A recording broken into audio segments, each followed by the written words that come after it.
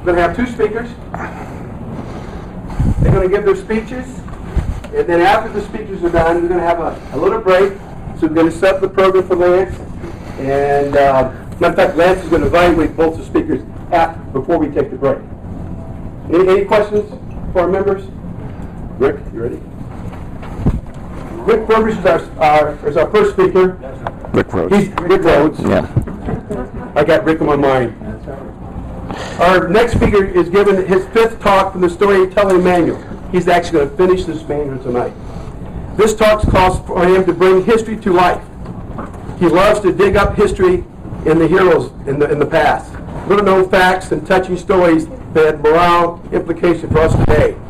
Tonight he's going to distill in us in a 7-minute speech one of the centuries, 19th century American history, what happened to the Cherokee Indians during the first part of the 19th century. Please help me welcome our competent communicator, and tonight he reaches bronze level, our fellow Toastmaster, Rick Rhodes. Thank you, Jeff.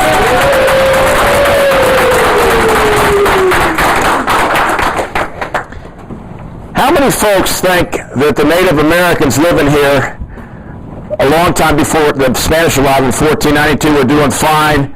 And how many think that about 80% of them died because of white man's disease?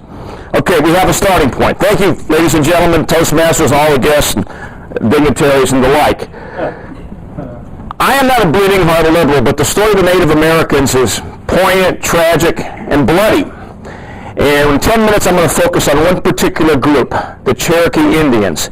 The Cherokees did everything the white man had asked them to do, and they still got the raw end of the deal. Most of the Native Americans in the eastern United States got a pretty raw deal. Different story out west. But back about when Columbus arrived, the Cherokees lived in an area basically, about the size of Montana, in Kentucky, Tennessee, West Virginia, all the way to South Carolina, Alabama, and Georgia.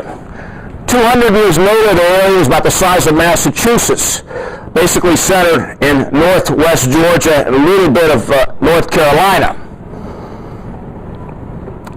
And they did everything the white man asked. They built schools, they built roads, there's a handout that Tom's going to pass out too. They dressed like Americans, they got rid of the hunter-gatherer ways, they became tradespeople, they even developed an alpha-written language. The Indians had their own languages, but within, a couple of years, took one guy 12 years, his name was Sequoyah. He developed what they call a syllabary, where they take a spoken language and make it a written language. And you can learn it in about a week. The Cherokees in North Georgia, 80% of them could read and write this Cherokee language, while 10% of the people living nearby in Georgia could not. Amazing, amazing. They did everything. They became Christians. If you look at the handout there, they did everything they asked, and they still got shafted.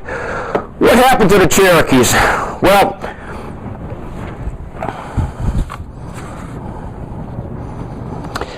back before this all happened, back in the War of 1812, there was a battle in southeast Alabama called the Battle of Horseshoe Bend. And the Cherokees saved one general's butt back then. His name was Andrew Jackson. And he never gave him any credit. He went on to win the battle in New Orleans and 16 years later to become the President of the United States.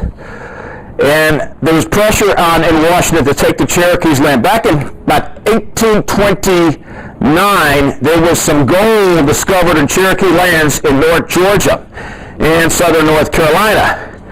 The governor of Georgia, named George Gilmer, had some rather nefarious designs, and he wanted to strip the Cherokees of all their civil rights and get that land. Cherokees were basically, they could be murdered. All their civil rights were slowly being stripped. And no civil rights at all. Cherokees would be murdered and have no recourse. But the Cherokees, being relatively educated, sent some people to school up in New England.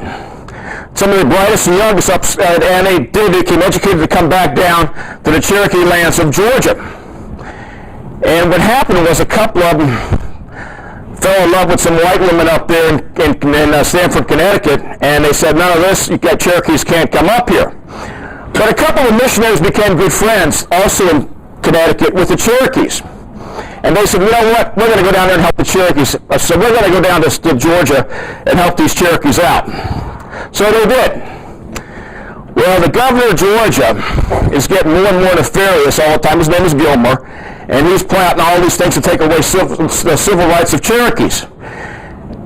And when he did, he passed a law that any missionary or anybody else that's doing business on Cherokee land must get a Georgia license. The only reason this was done, so they could deny it. Anybody helping the Cherokees would be denied. So that was the plan. So Gilmer passed this law, the state of Georgia passed this law, and nobody could go down and help the Cherokees without being threatened to go to jail. Well, 11 missionaries did go down there, and they were immediately thrown in charge, and 9 of them accepted a pardon. 2 of them would not accept the pardon. One of them was a guy named Samuel Worcester. Another was Eliza Butler, Dr. Eliza Butler. They did not accept the pardon. Why did they not accept the pardon? We thought this laws of Georgia were just ridiculous. You never hear this from anybody else, but you hear from me. I think it's kind of ironic that the people of Georgia, the Georgia militias, are really bad folks out here. 33 years later, in the American Civil War, there's a little poetic justice here. There's a general named William Tecumseh Sherman, my second favorite general of all time. And I think it's interesting, his middle name is Tecumseh, Indiana boy. And he goes down and he burns Georgia during the Civil War 33 years later. And I say he didn't burn it hot enough. But I'll tell you why. What the people of Georgia did to the Cherokees was just awful. So the Cherokees, two missionaries, Butler and Worcester, were sent to prison.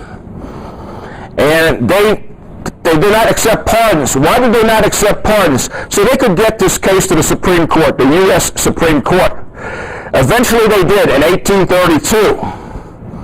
It went to the Supreme Court, and Chief Justice Marshall said, basically, the Cherokees are a distinct community, and with its own self-government and should not be subjected to these laws of Georgia, these very capricious laws of Georgia. The Cherokees had won. They had learned the white man system. They beat the white man at his own game in the courts of law, even in the U.S. Supreme Court.